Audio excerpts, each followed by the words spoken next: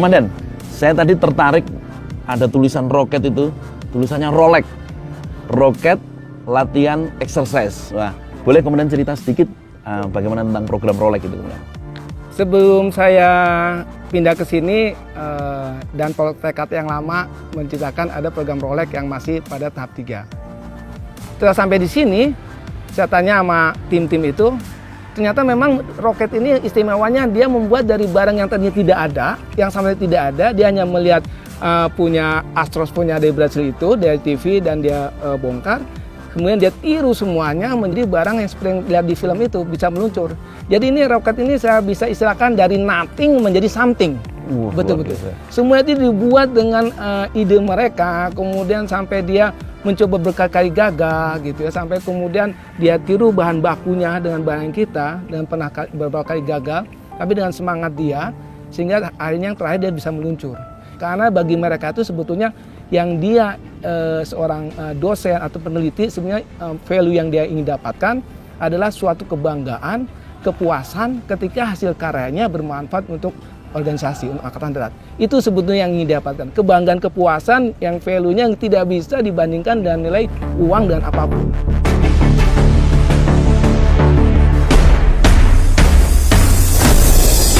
Sebuah fasilitas penting untuk pelaksanaan penelitian berupa laboratorium adalah mutlak di lembaga pendidikan. Begitupun di Politeknik Angkatan Darat, terdapat laboratorium balistik, tempat dilaksanakannya penelitian dan pengembangan roket, senjata, dan lainnya, yang saat ini sedang melaksanakan proses pembuatan rancang bangun prototipe roket latih Astros. Desain yang digagas, pengumpulan data, contoh material, dan mencari referensi menjadi bagian dari proses pembuatan sehingga dapat memenuhi harapan untuk menghasilkan spesifikasi yang persis dengan kebutuhan latih Astros Satuan Armet.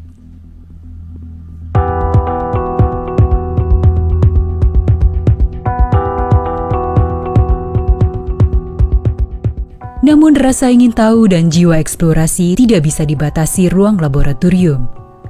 Untuk melakukan eksperimen ataupun pengujian, bisa dilakukan kapan saja, di mana saja, lewat apa saja, bahkan benda-benda serta bahan-bahan yang mudah dijumpai sehari-hari.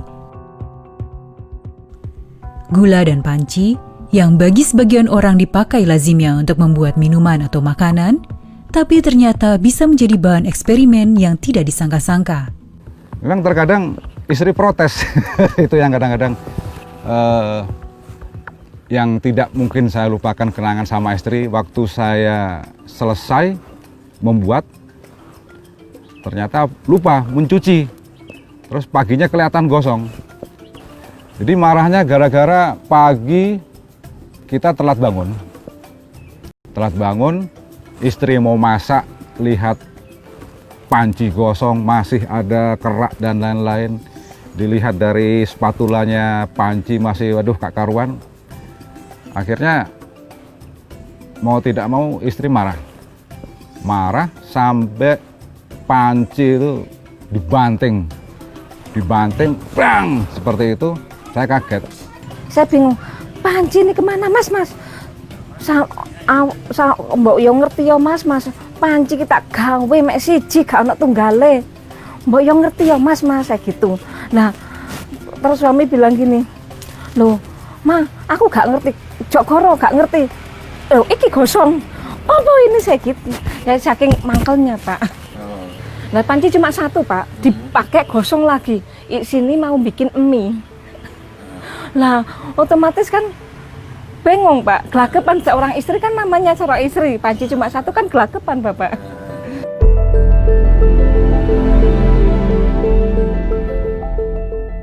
Proses penelitian adalah proses panjang yang melibatkan banyak faktor, juga perhitungan akan banyaknya kemungkinan.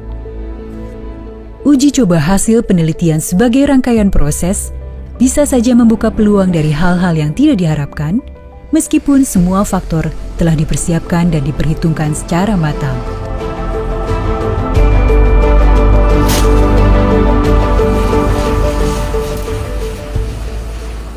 Mengingat bahwa pada saat uji di 2017, karena keyakinan kita, tim, sudah, jangan tanggung, kita undang semua.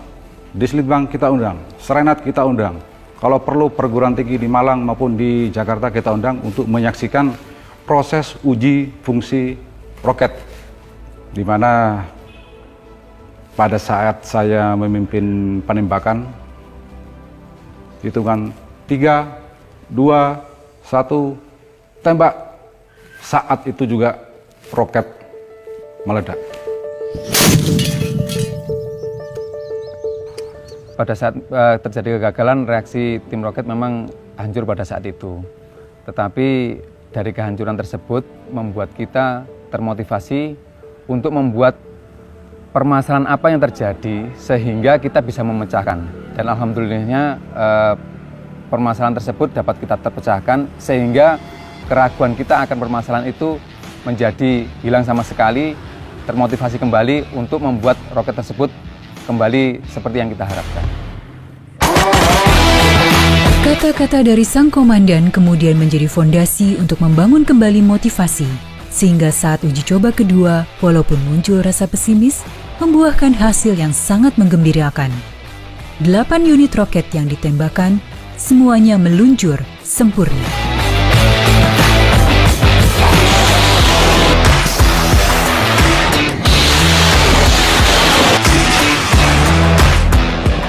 Setelah uji kedua selesai,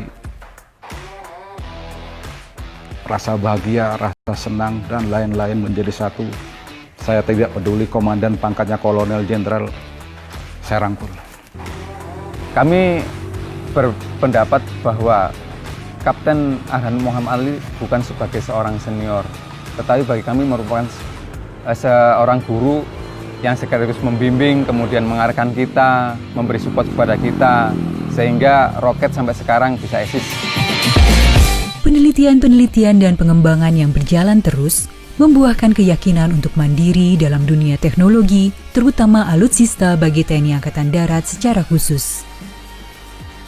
Keyakinan yang disertai kemampuan melahirkan pemikiran agar negara ini tidak tergantung pada teknologi luar.